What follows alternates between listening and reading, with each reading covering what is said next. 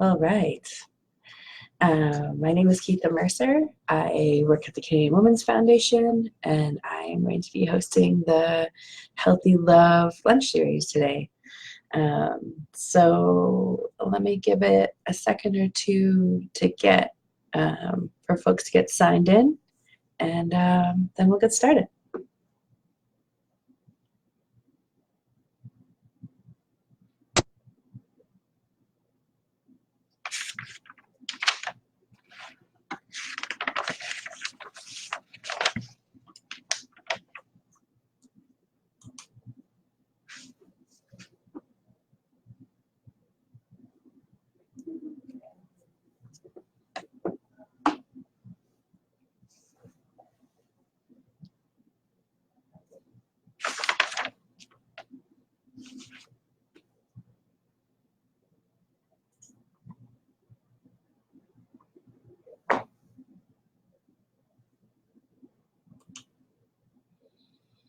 All right, let's get going. So thank you everyone for being here. And thank you anyone who's watching this recording later. Big thank you to neighbors, families, friends, and families for inviting me to talk today. I'll tell you a little bit about who I am and what I do, and then we'll get into the content.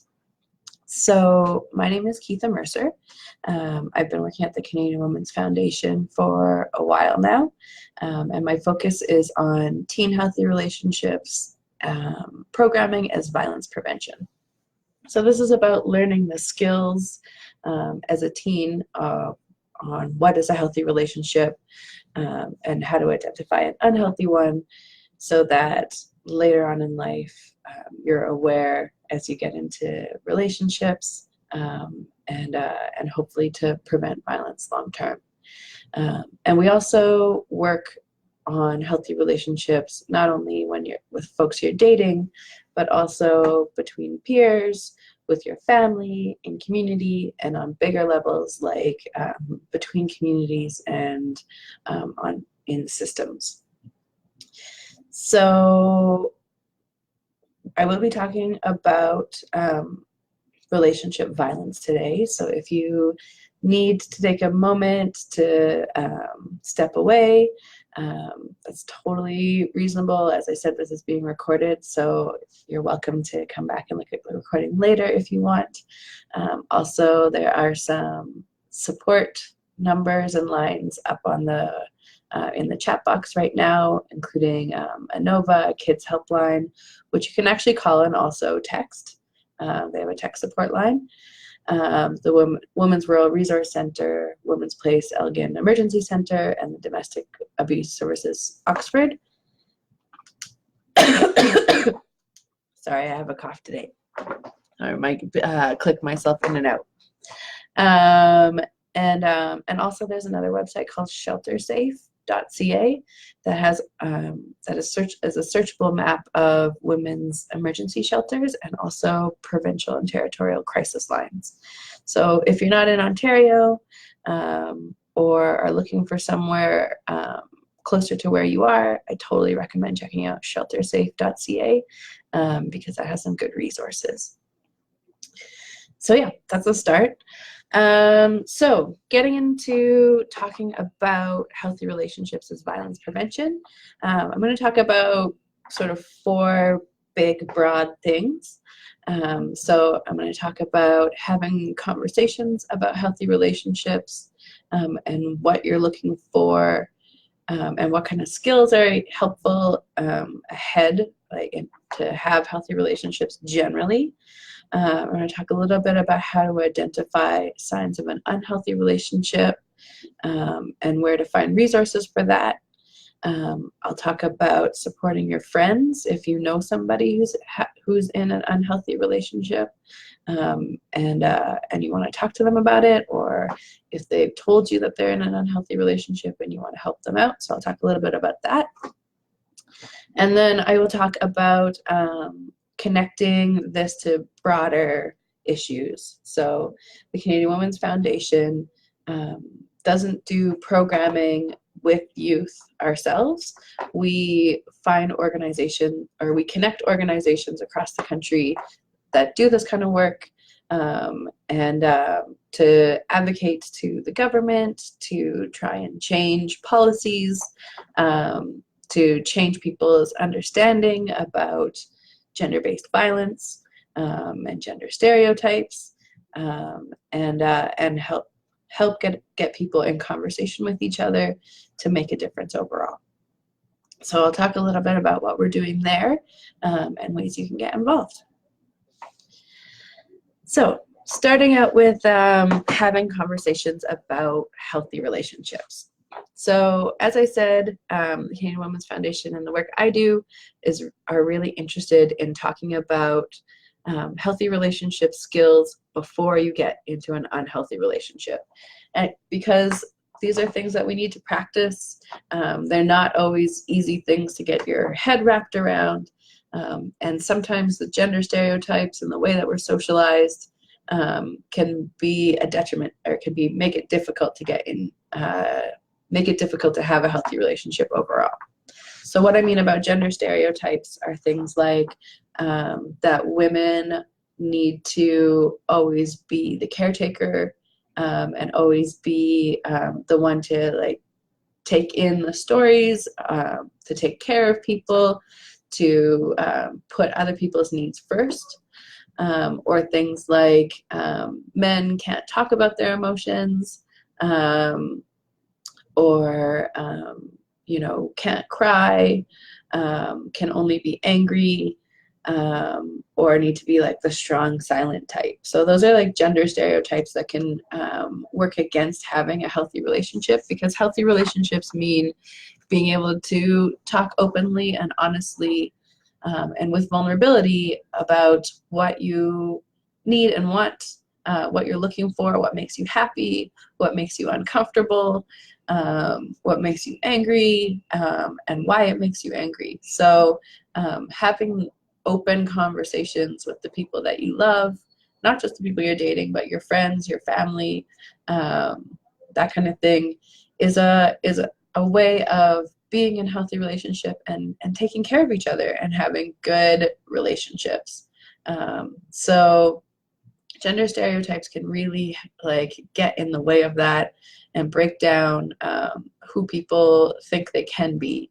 And I know I only gave examples of men and women in terms of gender stereotypes, but that totally plays into for the same for folks who are non-binary or don't identify as a man or a woman, because we don't have a place for them in our like understanding of the world. So folks who are non-binary can feel like they're pushed into choosing one or the other, or feel wrong or uncomfortable when they're not like fitting into this idea of who society thinks they should be. So yeah, talking about that is really important, so that we're getting into this before we get into unhealthy relationships, in the hopes of not having a healthy relationship over the long term.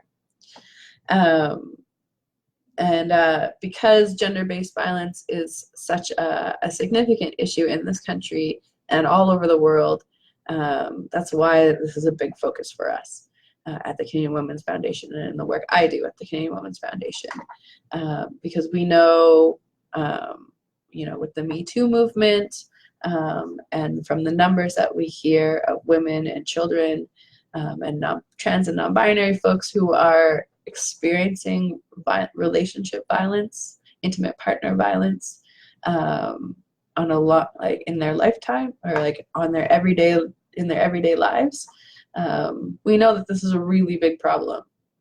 And we think that this is the root of that problem, is in the fact that our skills for healthy relationships are not that great, and that's because of things like gender stereotypes and different kinds of oppressions that we experience. So that's why I'm starting this off with how to have a conversation, or why having these conversations is important. So some of the skills that are useful for being in a healthy relationship are things like knowing how to set your boundaries, and knowing how to resolve conflict. And the basis of that is really learning how to name your feelings.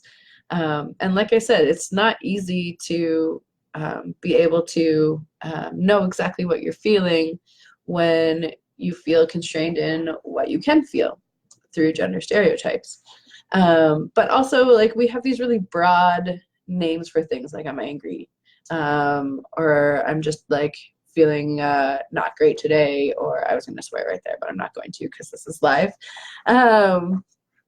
But just like feeling like about things. But learning how to name them is really important. Like, so for example, being able to say to somebody, you know, I was really disappointed when you flaked on me.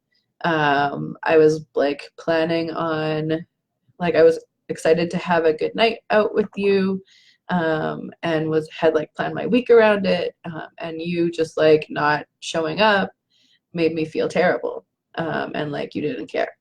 Like instead of just being like you made me angry, or or not even naming an emotion and just like acting negatively towards somebody, being able to name your emotions and figure out why, or what it means for you in your head, or like in your chest, or wherever you feel it, and being able to communicate that is really important. Or just being like, look, I don't want to do this thing because it makes me uncomfortable, and that's a boundary for me, and that's okay. Like, that's important to be able to know, you know, what you're willing to do, and be comfortable in that and stick in that is also super important. So that's a start, being able to like figure out where you're at, and it's a skill. Like, I'm you know, in my 30s, and I'm not 100% great at it myself. I'm still learning it and practicing it. So having these conversations is helpful for getting the practice in doing this. And then outside of you and like a one-on-one situation, having these conversations helps create braver spaces for building solidarity and helping other people feel heard. Because part of having the confidence to hold your boundaries and name your feelings and be vulnerable is knowing that other people are going to hear you, and that they respect that.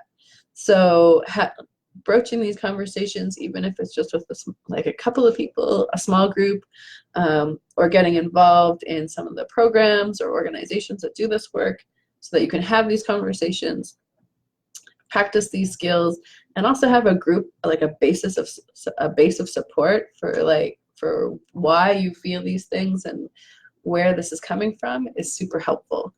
And creating these braver spaces is about doing things like calling out disrespectful behavior.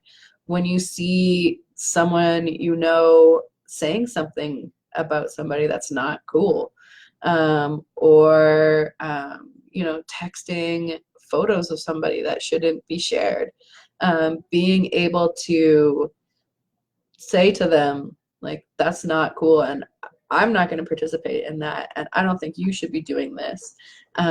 It's about creating that braver space about doing what is right to be in solidarity with other people around you. Because if you stand up for folks, if you're able to stand up for folks, and say that, it might help other people feel brave to say that as well.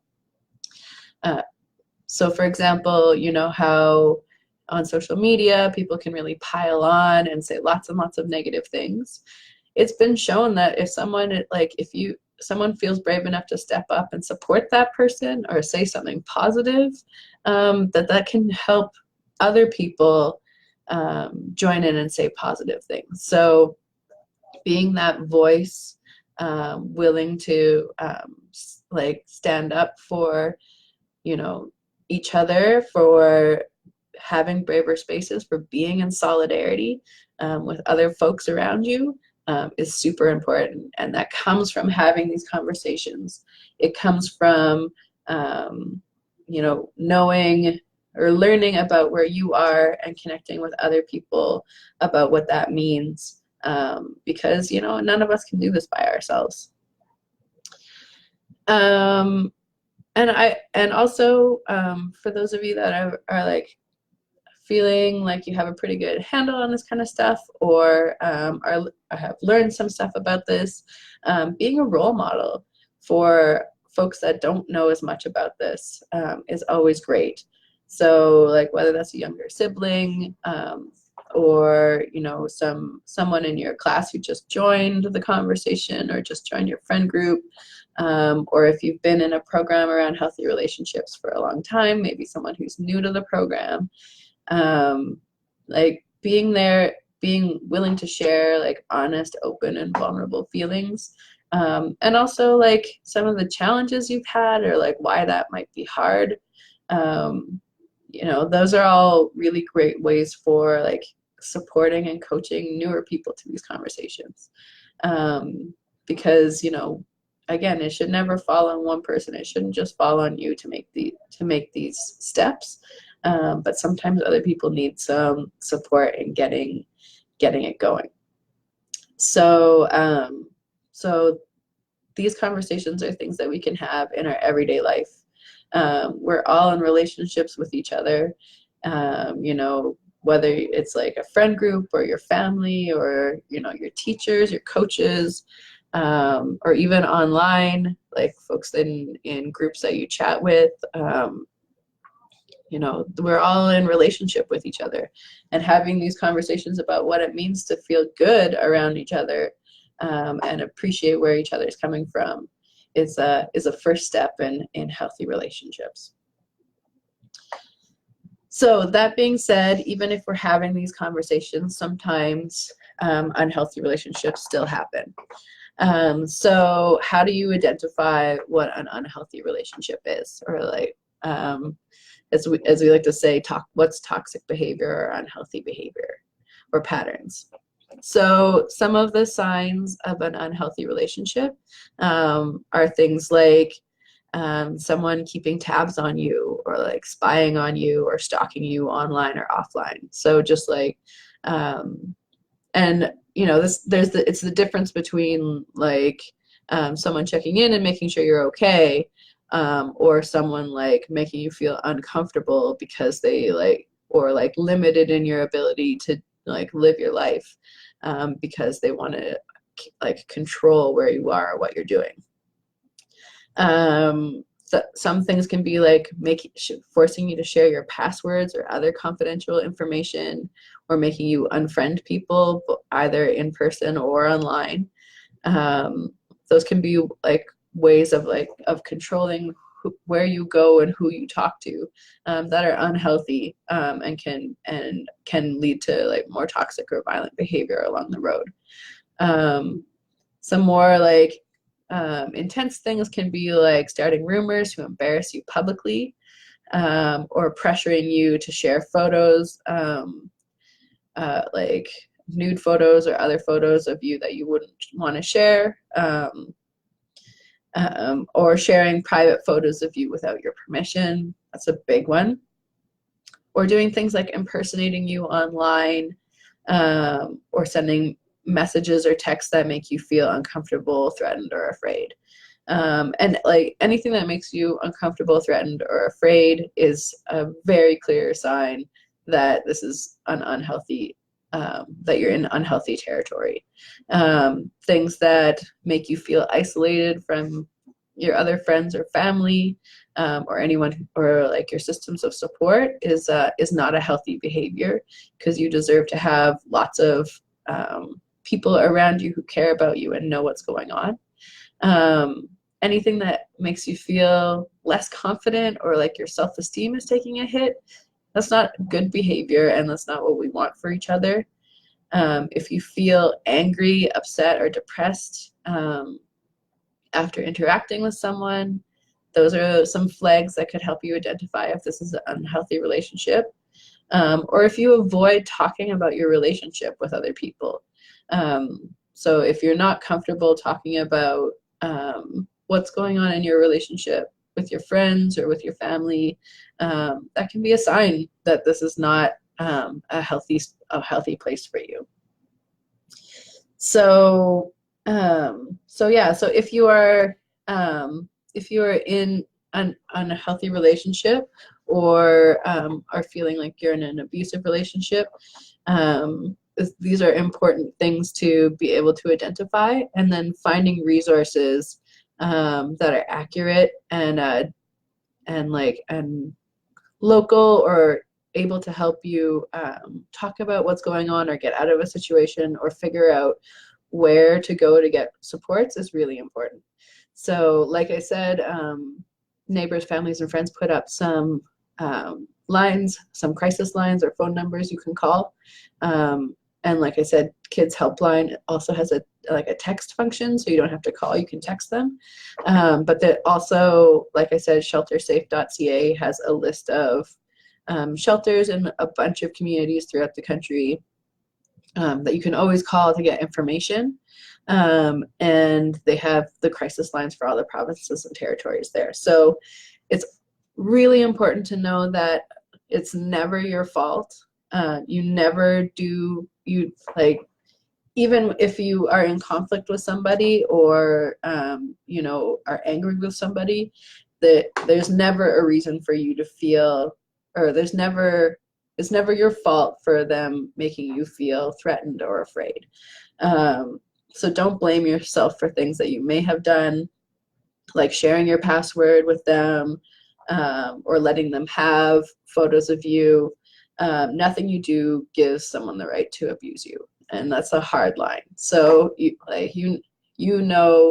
deserve to live happily, and feel a whole range of emotions, and care about people and trust people. And if someone is violating that, then that's on them, and it's not on you. There's nothing you can do that will make that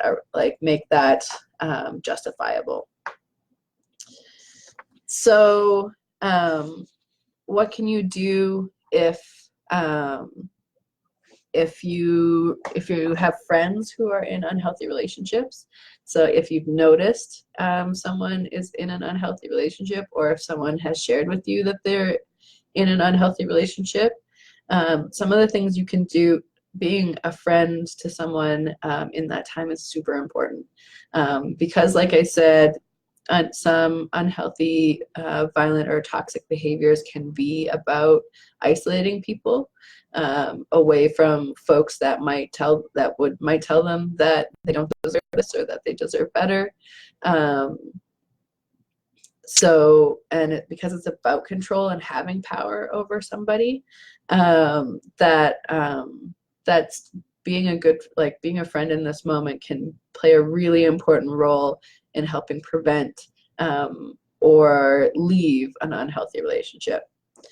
So if your friend tells you that they think that they're in an abusive relationship, it's really important at first to just listen, and be supportive, and try not to judge. So it's, an unhealthy relationship can really break down someone's self-esteem and confidence, and you want them to know that you support them, that you care, that they don't deserve this, and nothing that they've done brought this on. So believing them and listening to them as a first step is super important. There's so much fear and shame around what happens in an abusive relationship that it can be even more hurtful. It can really hurt when someone has built up the courage to reach out and share their story with you, and then they're shut down or not believed. So it's important to listen first and foremost, and to believe somebody, because most of the time it's a big step to say that you're feeling like you're in an unhealthy relationship. If you suspect a friend is getting involved in an unhealthy relationship, then you can talk to them about it. I would pick a good time and space for that.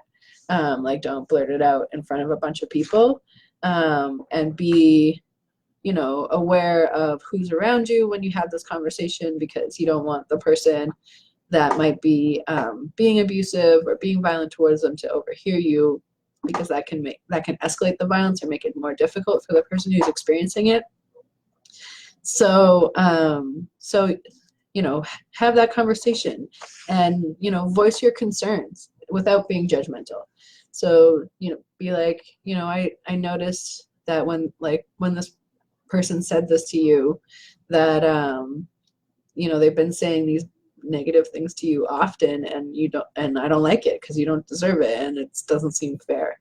Have that conversation with your friends, and be like, I love you, I know you're great, and this person is not treating you like you're great. That's a good start.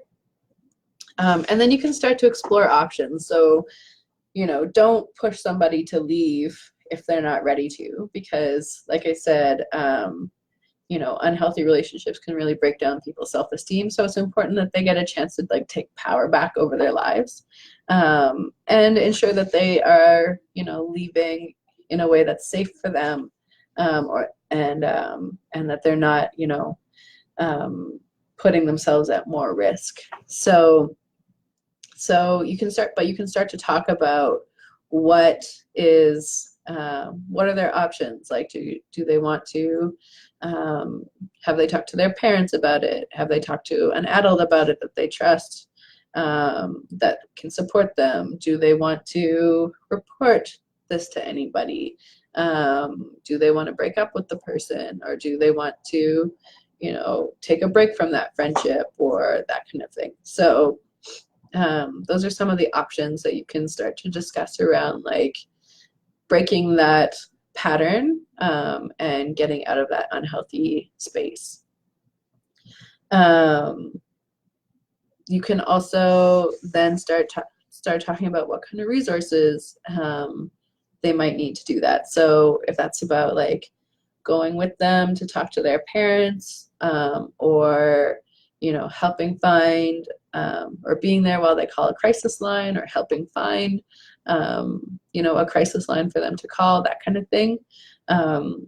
Sometimes it's just helpful to have somebody willing to sit with you while you share a hard story, is important. But always ensure your own safety. Never confront an abuser or do anything that will put you in danger or make you feel unsafe, because taking care of yourself through this is also really important. These are difficult things. So so finding someone to talk about your feelings about this with, who's supportive, also, like a knowledgeable friend or a professional, a teacher, your parent, that kind of thing, is important, because this is heavy stuff. And like I said already, nobody should be doing this alone. And then don't be part of the toxic patterns by sharing any embarrassing or sexual material that's being spread around. I think that this ties in with calling out disrespectful behavior and being a good community member or friend, or schoolmate, classmate, that kind of thing. So calling out people when they say or do things that sounds abusive, and also not participating in it, is super important. All right. So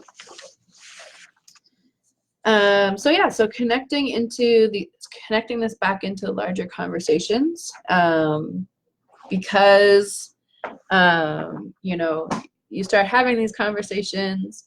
Maybe you've supported somebody through a difficult relationship, and you're feeling like this needs to be more widely talked about, so more people know about this. You should know that there are definitely lots of people out there that are working on this issue, whether that is schools or school boards, organizations in your community, province, or national ones like the Canadian Women's Foundation, or, you know, different groups of folks who are doing work around violence prevention and ending gender-based violence.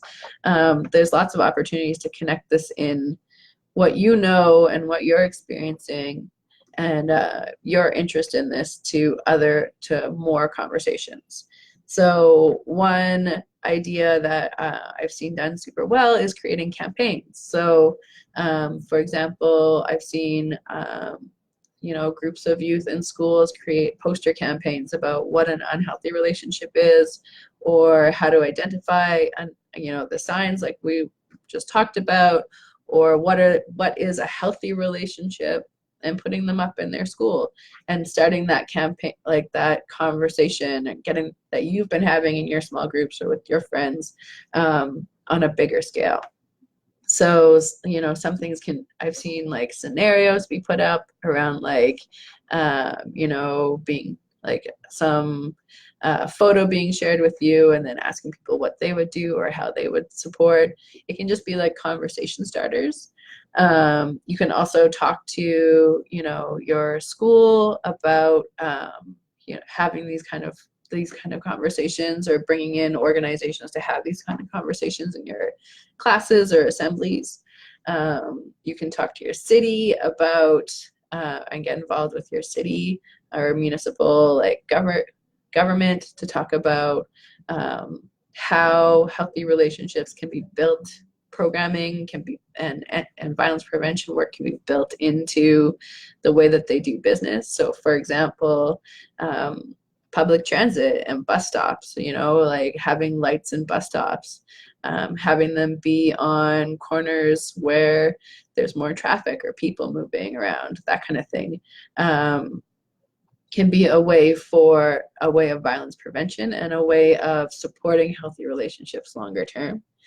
And then questioning your assumptions or your assumptions and beliefs first, and then other people's assumptions and beliefs overall, because, you know, gender-based violence is connected also to other big issues like anti-racism, and the stereotypes that people have about different ethnicities and gender can work together and create really toxic environments for folks. But it can also be things like the environment and our connection to the land. You know, if we are not being respectful to the land we live on and the people who live there, that can also, you know, filter both ways, like up at our unhealthy relationships and not caring about the people, or not caring about the well-being of the people around us, can also be about the environment. So drawing those connections about violence and these bigger issues are ways that you can like get connected in. So maybe you have an environmental group in your school or in your community that's doing work. You can also have these conversations about healthy relationships in those groups and talk about connecting those issues together and what it means to be in healthy relationship broadly. So challenging your own assumptions and beliefs, being critical around the media that you watch. So, you know, you're watching a TV show, and, you know, they are talking about a really possessive boyfriend who's like controlling, as if that's a good thing, and as if you know, he cares about the person that he's like being controlling around. Thinking about that and being like, wait a second, that's an example of an unhealthy relationship that's being shared really broadly, and is like being messaged as if it's a good thing. So breaking that kind of stuff down is ways that you can see unhealthy relationships being replicated through many of our systems, and finding ways to challenge that. Like writing letters to your MP, or, you know, tweeting out to that particular TV show that you don't appreciate that. getting some friends on board to create a different TV show, starting your own podcast that like breaks down that TV show and like all the ways that they showed unhealthy relationships and ways that it could be better. There are so many ways to connect in what you're talking about or what you're thinking about and caring about healthy relationships on multiple levels, that you can share in different ways, because it's really going to take all of us to like shift the needle on this kind of stuff. It's, you know, it's the network of folks like me who work on this issue on the everyday, and folks like you who have these conversations with the people around you, that are really going to change this overall. So that is what I mostly had to talk about. I do have to say that the Canadian Women's Foundation, or not have to say, I want to say that the Canadian Women's Foundation is working on a project that is talking about healthy relationships with youth or young people, that includes youth and brings youth to the table, with policymakers, with funders, with researchers and academics, and with organizations. And so if you're interested in being a part of that, we would be happy to hear from you. So definitely let us know, because we want to have these conversations on these broad scales, about what it means to build healthy relationships into all of our areas of work, all of our systems and concerns, so that we're changing it forever across the board. So if you look on our website, www.canadianwomen.org, there are lots of resources, and also information about that project. It's called Building the Field of Teen Healthy Relationships. It's the working title. Hopefully we'll come up with a better one soon. So if you're interested, let us know. I think Neighbors, Families, and Friends, or Neighbors, Friends, and Families, I always get it backwards, is going to put up a bunch of links. So we have some tip sheets on how to recognize an unhealthy relationship online, how to talk to your kids about unhealthy online relationships. So if you want to share it with your parents or send it home with kids to their parents, you can totally print it off.